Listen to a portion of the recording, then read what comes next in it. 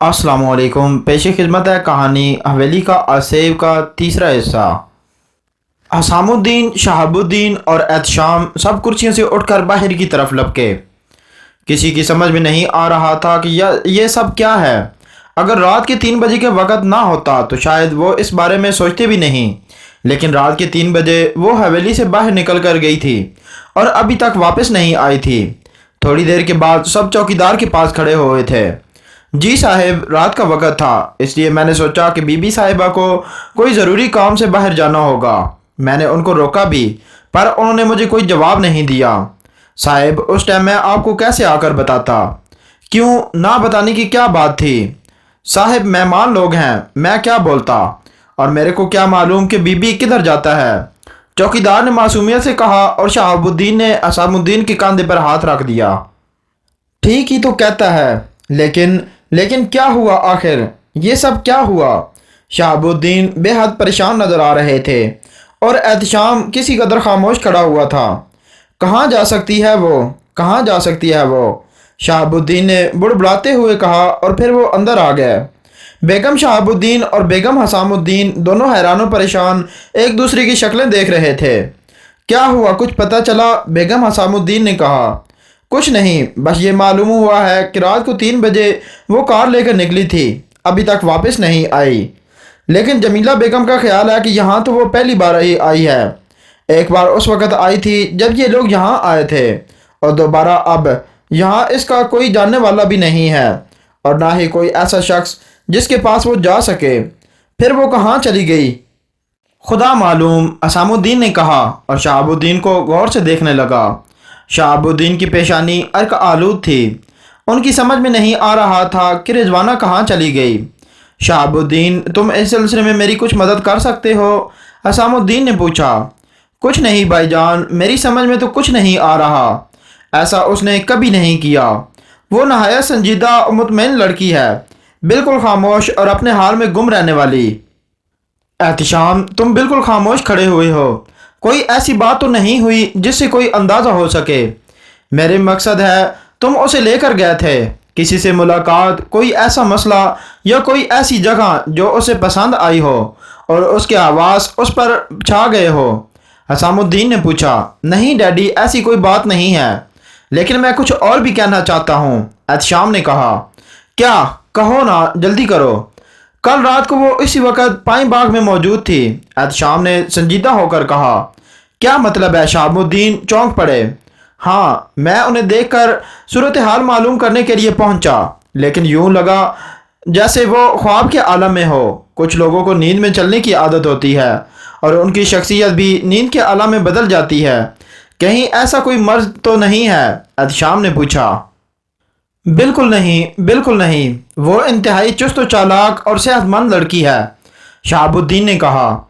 लेकिन वो उस वक़्त चुस्त व चालाक नज़र नहीं आ रही थी। मैंने उन्हें कई आवाज़ें भी दीं, लेकिन वो खुद फरामोशी के आलम में थीं। ना ही उन्होंने मेरी चाप सुनी और ना ही आवाज़। और फिर जब मैंने उन्हें आहिस्ता से झंझोड़ा तो वो चौंक पड़ी, और चौंकने के बाद उन्होंने जो अल्फाज कहे उनको सुनकर मैं हैरत ज़दा रह गया। इस वक्त वो मुकम्मल तौर पर शहरज़दा मालूम हो रही थी। क्या अल्फाज थे वो? शहाबुद्दीन ने बेचैनी से पूछा। उन्होंने हिंदी का कोई दोहा पढ़ा था, कोई ऐसी चीज़ जो मेरी समझ से बाहर थी, एहतशाम ने कहा। हिंदी?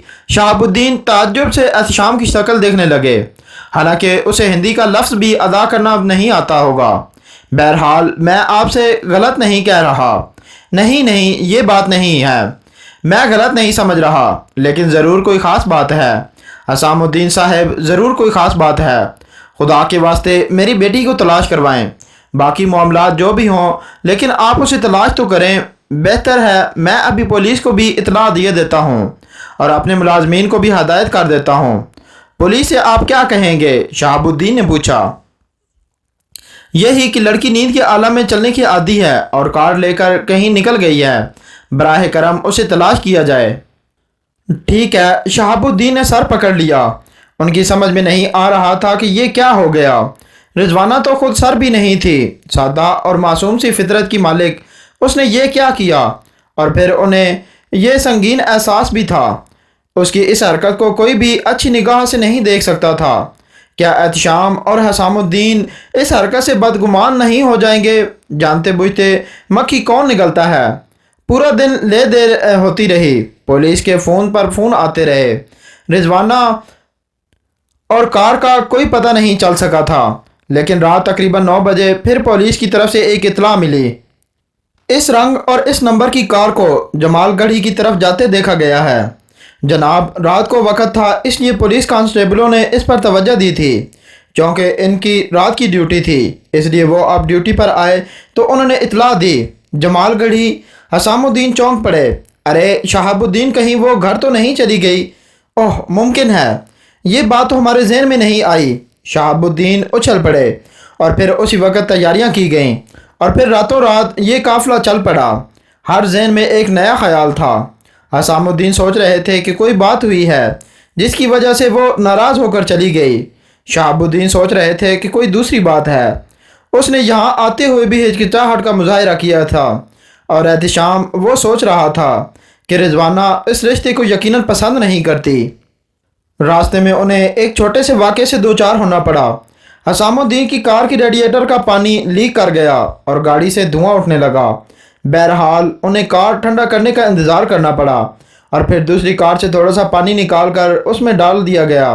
تب یہ سفر طے ہوا۔ دھڑکتے دل سے وہ حویلی تک پہنچ گئے۔ رات کا چوکیدار مستعد تھا۔ حسام الدین نے پہلا سوال یہی کیا اس سے، رضوانہ آئی ہے؟ جی صاحب، وہ تو کل 4 بجے آ گئی تھی۔ کہاں ہے؟ اپنے کمرے میں، چوکیدار نے جواب دیا۔ شکر ہے خدا کا۔ لیکن حسام الدین بات ادھوری چھوڑ کر خاموش ہو گئے۔ وہ سب آگے بڑھ گئے لیکن رضوانہ اپنے کمرے میں موجود نہیں تھی۔ ہاں، عقبی کھڑکی کھلی ہوئی تھی اور اس طرف سے گھنگرو کی چھنکار سنائی دے رہی تھی۔ یہ آواز شہاب الدین چونک کر آگے بڑھے اور دوسری طرف کا منظر دیکھ کر وہ دنگ رہ گئے۔ رضوانہ عجیب حلیے میں تھی۔ اس کے بدن پر ہندو دیوداسیوں کا لباس تھا۔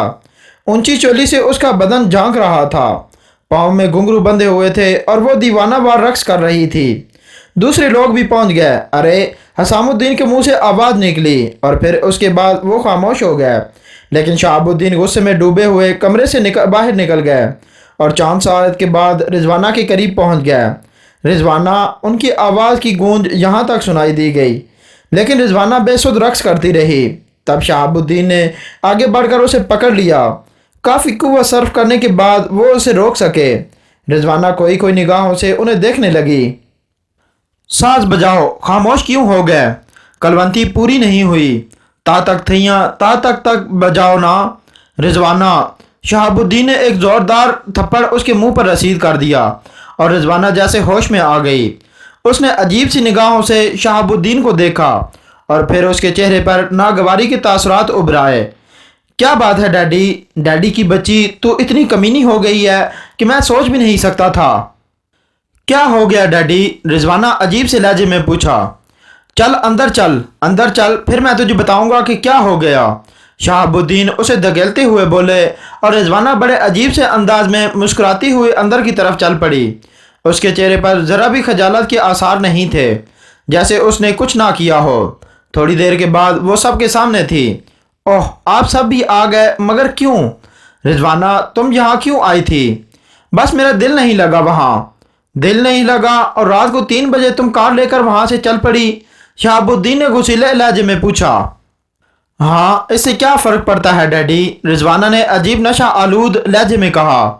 اس کی کیفیت اتنی بدلی ہوئی تھی کہ شہاب الدین سوچ بھی نہیں سکتے تھے۔ شاید اس نے کوئی نشہ کیا ہوا ہے شہاب، حسام الدین بھاری لہجے میں بولے، اور شہاب الدین جیسے زمین پر گر گئے۔ انہوں نے تو نہ جانے کیا کیا کہا تھا، حسام الدین سے اپنی بیٹی کی شرافت اور پاکیزگی کے گن گائے تھے، لیکن جو کچھ ہو رہا تھا اسے کون نظر انداز کر سکتا تھا؟ یہ نشے کی بالکل عادی نہیں تھی، وہ حق لائے۔ ارے شہاب، غیر ممالک کی کیا باتیں کرتے ہو؟ وہاں کے نوجوان تو اس قدر بگڑ چکے ہیں کہ شاید اب انہیں خدا بھی نہ سنبھال سکے۔ تم اسے آرام کرنے دو، سختی بچوں سے مناسب نہیں ہوتی، حسام الدین نے اتنے بجھے ہوئے لہجے میں کہا کہ شہاب الدین کا دل لرز کر رہ گیا۔ بہر صورت کیا کرتے؟ اب تو چھپانے کی بات نہیں رہ گئی تھی۔ جو کچھ ہوا تھا سامنے ہی تو ہوا تھا، لیکن ان کی سمجھ میں نہیں آ رہا تھا کہ رضوانہ کو کیا ہوا۔ हालांकि जो कुछ हुआ था गैर फितरी था। चनाचा बेगम शहाबुद्दीन और हिसामुद्दीन उसे कमरे में ले गए। अब आप लोग जाइए डैडी, मैं लिबास तब्दील करूंगी, रिजवाना ने खजालत के बगैर कहा। लिबास की बच्ची, मैं कहता हूँ तू वहाँ से क्यों चली आई? डैडी मैं नहीं जानती, प्लीज़ मैं नहीं जानती, प्लीज़ डैडी मुझे तन्हा छोड़ दें, रिजवाना ने ऐसे लहजे में कहा कि शहाबुद्दीन परेशानी से उसे देखने लगे। उनकी समझ में कुछ नहीं आ रहा था। तब जमीला बेगम ने उनका बाजू पकड़ा और बाहर लेकर निकल आईं। ये क्या हो गया, ये क्या हो गया जमीला, आपका क्या ख्याल है? जमीला बेगम ने इंतहाई संजीदगी से कहा। रिजवाना ऐसी तो ना थी। बिल्कुल नहीं थी। आप क्या समझ रहे हैं इन सारी चीज़ों को? जमीला बेगम ने भारी लहजे में कहा। मैं तो कुछ नहीं समझ रहा जमीला, लेकिन इतना ज़रूर समझ रहा हूँ कि मेरी इज्जत खाक में मिल गई। हाँ, इस बात का मुझे भी एहसास है, लेकिन एक बात मैं आपसे कह रही हूँ। क्या? जो कुछ हुआ गैर फितरी है, बिल्कुल गैर फितरी। रिजवाना के 17 साल हमारी निगाहों के सामने हैं। क्या आपने इन 17 सालों में कोई दिन ऐसा देखा है जब उसने इतनी बेगैरती का मुजाहिरा किया हो? नहीं। तब फिर आप इसे हकीकी ना समझें। असामुद्दीन दिल में जो कुछ भी सोचें, हमें उनके सामने सफाई पेश करने की ज़रूरत नहीं है, क्योंकि अभी हमारा कुछ नहीं गया। अगर वो हमारे दुख में शरीक होते हैं तो ठीक है, और अगर नहीं होते तो वो जाने और उनका काम, हमें भी उनकी ज़रूरत नहीं है, और वो भी अपनी फितरत अपनी मर्ज़ी के लिए आज़ाद हैं।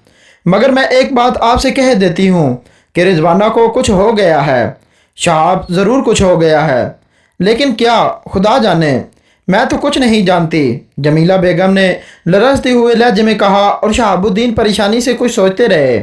असामुद्दीन वगैरह अचानक ही आ गए थे, इसलिए उनके आराम वगैरह का बंदोबस्त किया गया। उनका भी जाने वगैरह का मुनासिब ना था। लेकिन दूसरे सुबह नाश्ते की मेज़ पर जबकि रिजवाना मौजूद नहीं थी, असामुद्दीन साहब ने शहाबुद्दीन साहब से जाने की इजाज़त मांगते हुए कहा। अच्छा भाई साहब, हमें इजाज़त दो। खुदा का शुक्र है कि रिजवाना मिल गई, असामुद्दीन ने सर्द लहजे में कहा। बेहतर असामुद्दीन भाई, लेकिन जो कुछ हुआ है इसके बारे में मेरा और जमीला का ख्याल है कि ये सब गैर फितरी है। रिजवाना इस किस्म की नहीं थी, और फिर सबसे बड़ी बात तो ये है कि वो हिंदी ज़बान और रक्स मौसीकी से कतई नावाकिफ़ थी। कुछ गड़बड़ हुई है असामुद्दीन साहब, कुछ गड़बड़ हुई है। हाँ मुमकिन है, असामुद्दीन ने इस तरह कहा जैसे शहाबुद्दीन की बातों पर उन्होंने यकीन ही ना किया हो। और उसके बाद शहाबुद्दीन ने उनसे कुछ भी नहीं कहा। अलबत्ता जब वो रुखसत हो रहे थे तब एहतशाम ने कहा, अंकल मेरी मदद की किसी वक्त भी ज़रूरत हो तो मैं हाजिर हूँ। एहतशाम ने कहा, और शहाबुद्दीन अजीब सी निगाहों से उसे देखने लगे, और फिर एक तल्ख मुस्कुराहट के साथ बोले, नहीं एहतशाम बेटे, अब तुम्हारा एहसान किस उम्मीद पर लूँगा? क्यों अंकल? एहतशाम ने पूछा। तुम्हारे ख्यालात रिजवाना की तरफ से ख़राब हो चुके हैं। मैं जानता हूँ, और हर शरीफ आदमी के ख्यालात ख़राब हो जाने चाहिए, लेकिन एहतशाम सिर्फ़ एक और दरख्वास्त करो है। जी अंकल फरमाइए। इतना मालूम कर लेना बेटे कि हम लोग भी कभी शरीफ रह चुके हैं या नहीं। अगर तुम हमारी मदद इमदाद करना चाहो तो सिर्फ़ इतना कर देना, बाकी सारे हालात तुम्हारी मर्ज़ी पर मुनहसर हैं। लेकिन हम यहाँ तन्हा हैं, इस मुल्क में अब हमारा कोई वाकिफ़ कार नहीं है।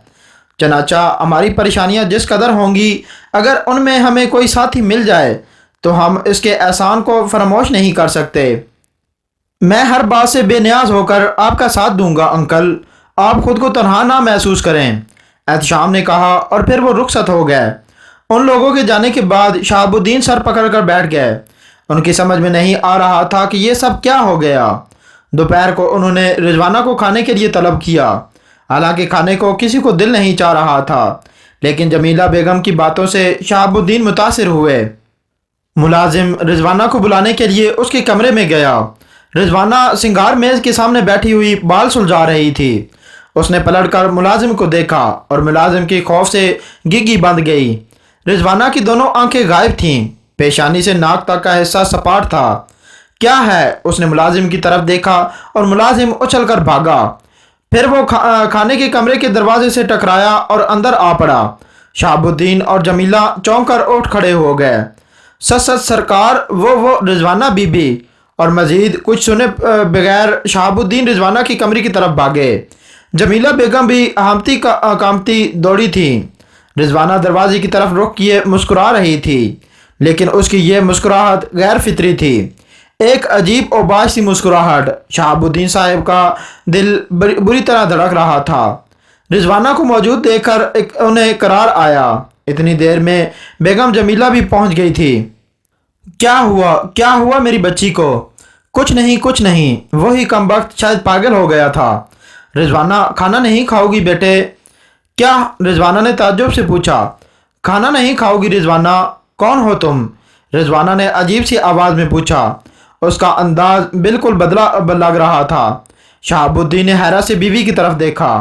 رضوانہ کیا ہو گیا تجھے؟ شہاب الدین نے نہایت پیار سے رضوانہ سے کہا۔ کون رضوانہ؟ کیا بکواس کر رہے ہو تم؟ نکل جاؤ میرے کمرے سے، میرا نام کلونتی ہے۔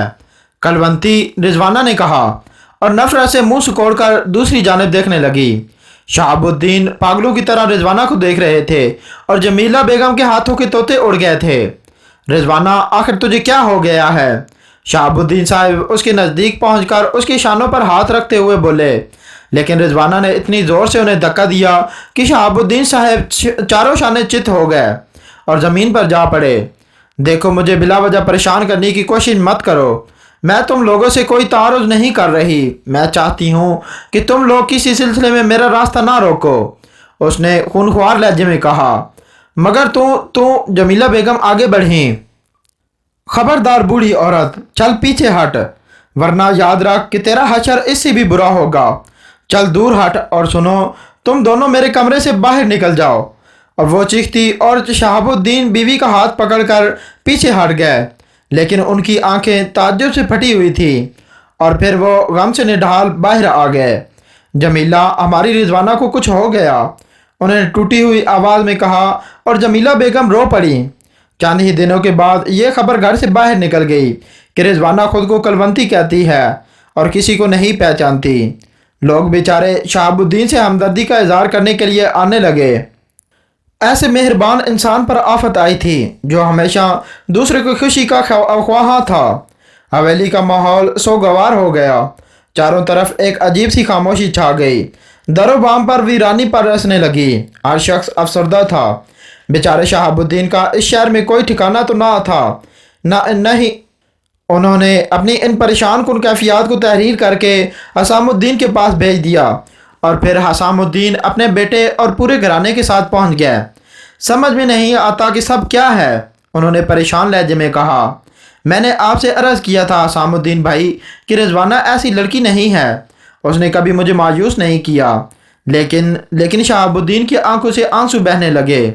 پریشان ہونے کی ضرورت نہیں ہے شہاب، تو پھر کیا کروں حسام بھائی، کیا کروں؟ شہاب الدین روتے ہوئے بولے۔ شہر میں بڑے بڑے ڈاکٹر موجود ہیں، تم ایسا کرو اسے وہاں لے چلو، وہاں اس کا علاج کیا جائے گا۔ لیکن مجھے خوف ہے حسام بھائی۔ کیا؟ رضوانہ وہاں سے چلی آئے گی، وہ وہاں پر نہیں رکے گی، کوئی ایسا مسئلہ ہے جس کے باعث وہ جانا نہیں چاہتی، ایسی صورت میں اسے شہر کیوں کر لے جایا جا سکتا ہے؟ شہاب الدین نے کہا۔ پھر حسام الدین نے پوچھا، بسم اللہ ہی ہے جو کچھ کرے گا۔ اس کے بعد حسام الدین صاحب بھی شہاب الدین کی اس حالت پر بے حد متاثر ہوئے۔ انہوں نے شہر کے بڑے بڑے ڈاکٹروں کو یہاں طلب کیا، ہر ایک نے مختلف مرض بتائے، کوئی ہسٹریا بتاتا تھا اور کوئی کچھ، لیکن اب رضوانہ نے خود کو رضوانہ کی بجائے کلونتی کہنا شروع کر دیا تھا۔ وہ ہندوانہ لباس پہنتی، ماتھے پر تلک لگاتی اور ہر وقت کسی نہ کسی خیال میں ڈوبی سی رہتی۔ رات کو تنہا باقاعدگی کے ساتھ پائیں باغ میں جاتی اور وہاں گھنٹوں رقص کرتی رہتی، ایسا لگتا تھا جیسے اس وقت اس کے سامنے کچھ لوگ بھی موجود ہوں۔ دوستوں، اگر آپ کو یہ ویڈیو پسند آئی ہے تو برائے مہربانی اس ویڈیو کو لائک کریں، ہمارے چینل کو سبسکرائب کریں اور بیل آئیکن کو دبا دیں تاکہ ہر آنے والی نیو اپڈیٹ آپ تک آسانی سے پہنچ سکے۔ شکریہ۔